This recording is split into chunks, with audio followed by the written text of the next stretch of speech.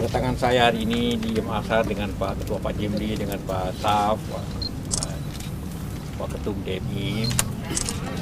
Pertama untuk melihat kesiapan untuk kembali kita di Jakarta ini secara resmi, karena ada juga tidak resmi, melaksanakan salat Jumat insya Allah lusa. Ini setelah saya sebagai Ketua DMI berkonsultasi dengan Pak Presiden dan Pak Gubernur DKI bahwa apabila DKI besok tidak lagi memperpanjang PSBB, maka berarti ada perbaikan yang signifikan di DKI dan juga daerah-daerah lainnya. Karena itulah maka tempat-tempat umum itu dapat dibuka dengan syarat melaksanakan protokol kesehatan yang ketat. Nah, setelah kita pelajari protokol kesehatan yang ketat itu, yang paling ketat itu dapat dilaksanakan justru di rumah ibadah, masjid, gereja dan sebagainya. Karena protokol kesehatan itu kan 3: jaga jarak minimum 1 meter, pakai masker, dan cuci tangan. Semua itu dilaksanakan di masjid. Kita jaga jarak 1 meter, pakai masker. Jadi kalau ada jamaah tidak pakai masker suruh dulu pakai masker baru boleh masuk. Kemudian cuci tangan. Di setiap pintu ada disinfektan atau sabun, atau di tempat wudhu mesti ada sabun. Nah, karena itulah maka yang paling aman dalam situasi ini justru di rumah ibadah. Berbeda dengan di pasar atau di mall, mungkin Anda tidak bisa jaga jarak dengan betul, ya, tidak bisa cuci tangan setiap saat. Dan kedua, di masjid itu tidak paling lama itu setengah jam orang salat Jumat, apalagi kita minta perpendek. Nah, itulah kenapa Bapak Presiden dan Gubernur dengan DMI sepakat untuk mulai Jumat ini masjid buka. Karena itu dengan syarat juga masjid membersihkan masjid, disinfektan seperti dilakukan ini. Kalau tidak bisa dengan semprotan, maka dibersihkan dengan apa yang telah kita bagikan dengan Wipol dan sebagainya, masjid-masjid itu di lantai. Ini memang tidak bisa buka karpetnya karena terpasang mati, ya. Tapi semua jamaahnya harus bawa sajadah sendiri, setidak-tidaknya kain untuk tempat sujud, supaya jangan kalaupun ada tidak. Itu yang kita sampaikan, dan itu insya Allah semua mesti akan merasakan. Itu juga nanti gereja hari Minggu. Karena itulah maka Presiden besok salatnya di Masjid Istana. Insya Allah kita akan salat di sini. Setelah 12 Jumat kita tidak salat Jumat. Paling lama di dalam hidup saya ini, sama ya. Paling lama dalam hidup saya tidak salat Jumat. Kadang-kadang juga salat Jumat di rumah. Itulah saya ingin sampaikan kepada Anda semua. Pak, nanti pengawasan protokol kesehatan setiap masjidnya seperti apa, Pak? Coba lihat sebelah sana tuh. Itu apa sih itu? Itu sana. Ada cilangan kan? Berarti memenuhi syarat pintu ini. Tempat duduk juga ada. Tempat duduk wudhu ada. Kemudian semua nanti di pintu-pintu ada pengurus masjid jaga masker. Nah, kemudian ukur suhu. Kemudian jarak sudah diatur tanda-tandanya. Jadi memenuhi semua syarat, malah terbaik daripada yang ada. Kalau untuk jamaahnya maksudnya, Pak, jamaah yang datangnya agar mengikuti protokol kesehatannya gitu, Pak? Iyalah, ini dijaga. Iya kan 3 hal saja. Protokol saya cuma 3 sederhana, tidak berlebihan.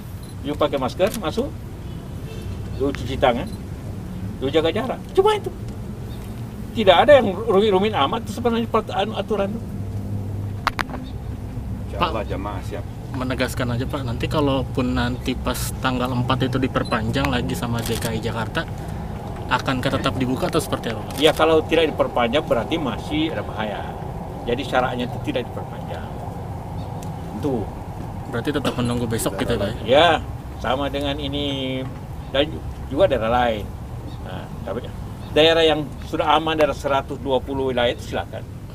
Tentu kita harapkan juga pengurus masjid melaporkan hal ini ke lurah masing-masing. Karena ada Menteri Agama minta itu ya. Pak Lurah sudah mengajukan, ini sudah mengajukan ke lurah masing-masing. Dan tapi semua presiden gubernur sudah membolehkan. Termasuk itu, minta izin sudah ke lurah. Dan juga lah. Termasuk ke di wilayah yang zona merah gitu Pak? Kalau zona merah tentu sesuai pertimbangan wilayah masing-masing. Ya. Kalau lurahnya atau gugus tugas itu berbahaya, tentu silakan sholat Jumat tempat lain. Oke Pak. Pak, untuk durasi pelaksanaan sholat Jumatnya kan tadi itu Bapak diusahakan untuk bisa lebih dipersingkat, itu seperti apa nanti mekanismenya Pak? Ya sebenarnya sholat Jumat itu Islam itu pendek-pendek itu. Tapi ini antar khotbahnya mungkin seperempat jam, salatnya kira-kira 7 menit. Nah, setengah jam lah. Setengah jam. Tidak lebih dari begitu Pak, ya? Setengah jam ya? Kurang dari setengah jam malah. 25 menit cukup. Ya. Jangan antri tempat sandal agar antri dengan betul. Kalau ambil salat, dijaga Pak ya. Ya. Oke Pak. Pak, kan dimungkinkan sholat Jumat itu 2 gelombang Pak ya? Ya. Nanti di Al-Azhar sendiri 1 gelombang atau 2? Dan bagaimana DMI memandang sholat 2 gelombang itu Pak? 2 gelombang itu sudah difatwakan oleh MUI DKI Polri. Perlu saya jelaskan supaya jangan dikira bertentangan dengan MUI pusat. MUI pusat tahun 20 tahun lalu ada fatwa, tapi fatwa itu untuk kepentingan industri. Ada pertanyaan bagaimana pabrik yang kerja 24 jam mestinya jalan terus. Jadi operatornya tidak bisa salat Jumat karena menjaga pabrik. Dikatakan tidak boleh, saya dohor saja. Itu pabrik, tapi ini karena keadaan darurat di mana karena kita jaga jarak sehingga kapasitas masjid itu daya tampungnya hanya 40% dari biasa. Jadi 60% juga harus difasilitasi. Nanti pendosa kita pengurus masjid kalau tidak memfasilitasi orang mau salat Jumat yang tidak bisa. Berdosa kita Pak ya. Iya. Nah, jadi kita harus memilih itu 2 kali dan di luar negeri boleh. Tidak ada pertentangannya dengan Majelis Ulama karena berbeda masalah. Ya. Bukan industri, kalau industri memang 1 kali aja karena bukan soal kapasitas. Jadi bukan masalah masjid, masalahnya orang itu. Ini kita bukan masalahnya orang, bukan masalah jamaah, tapi masalahnya tidak cukup ruang di masjid. Itu bedanya. Ya. Pak, tegas lagi berarti tidak hanya protokol kesehatan tapi juga syarat untuk ke lurah juga ya Pak ya, untuk bisa masjid dibuka ya Pak ya?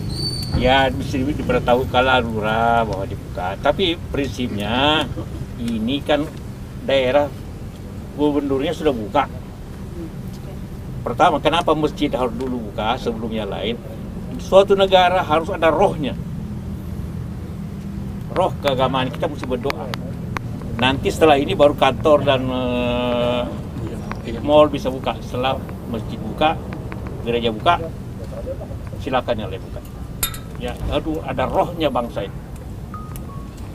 Buat apa kita peringati 1 Juli Pancasila kalau kita tidak melaksanakan yang tertinggi ketuhanan yang Maha Esa.